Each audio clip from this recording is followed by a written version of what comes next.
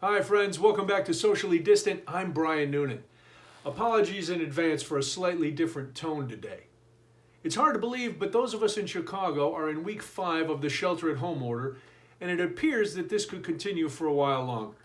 Now, other parts of the country are at different points in this ordeal, but let's face it, we're all in the same boat. Some of us are handling this self-quarantine, social distancing, stay-at-home, whatever you want to call it, better than others. Many of us are trying to follow the rules, despite the fact that we normally bristle at being told what to do. We all like to think that we're free to do whatever we want, go wherever we want, and buy whatever we want, with only normal constraints. This situation, though, well, it's changed all that. We're scared. We can't get all the information we need, and that's leading some people to make poor decisions. Whether it's posting misinformation on social media, which, by the way, Facebook has said they're going to start warning folks about, denying that the pandemic is real, disregarding social distancing and health protocols, or taking to TikTok to answer some insipid dance challenge. Yeah, Michigan, I'm looking at you. Now, my wife is a native Michigander, and I've spent a lot of time in the mitten, sometimes down here, sometimes way up here. I have great fondness for the state which brought us Motown, the auto industry, beautiful nature, and unfortunately Kid Rock and Michael Moore. My fondness, though, faded a little bit yesterday when I saw footage of hundreds of protesters from a conservative group clogging the streets of the state's capital in Lansing to protest Governor Gretchen Whitmer's orders to keep people at home and businesses locked during the coronavirus outbreak. Most of the people pictured were not wearing masks. They were standing in huge groups. Some were carrying Confederate flags and guns. Now, you can picture these people in your head right now, so I don't need to spell out who they are. But can I just say this?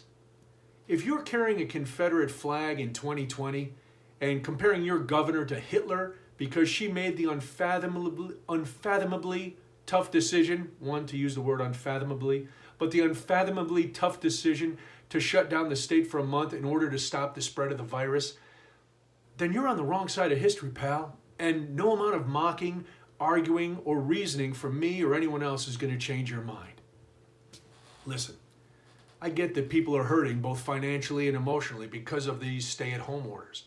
Most of us don't have the luxury of working at home and are staying awake at night, trying to figure out how we're going to buy food or keep a roof over our families' heads, or if our jobs or businesses are even going to be around when this thing is over.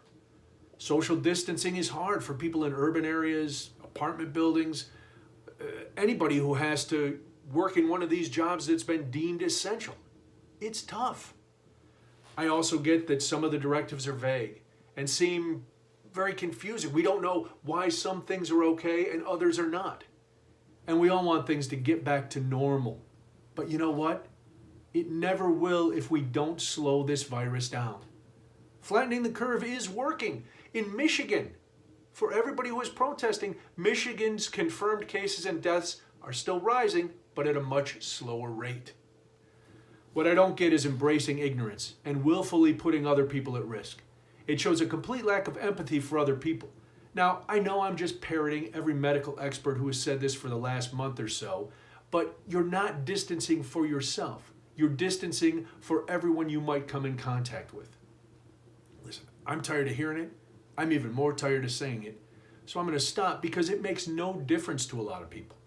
These same COVID deniers who are screaming that they don't want the government telling them what to do, waving "Don't Tread on Me" flags, and tying up traffic for hours, preventing healthcare workers and other essential people from getting to their jobs, brandishing weapons on the Capitol steps, they're going to be begging for help at hospitals when they or someone they care about gets sick. I'm sorry. My sympathies are for the people you infected with your reckless disregard for the health and well-being of others. If you feel that strongly about defying the orders and denying the science, then you need to take your militias and head into the woods and stay there. Oh yeah, and don't cash your stimulus check money either, because then the evil government can redirect it to healthcare to take care of people who, despite their best efforts, still got sick. That way you and your pals can, infect each other without posing a risk to the general public, and you can keep your conspiracy-fueled Lord of the Flies fantasies all to yourselves in the woods. Won't that be fun? All right, Time to jump down from my soapbox. I don't mean to spoil your mood today, but the quicker we get this under control, the quicker we can get things back to normal. I'll get back to the silliness tomorrow because, well, quite frankly, my blood pressure can't handle too many of this style rants.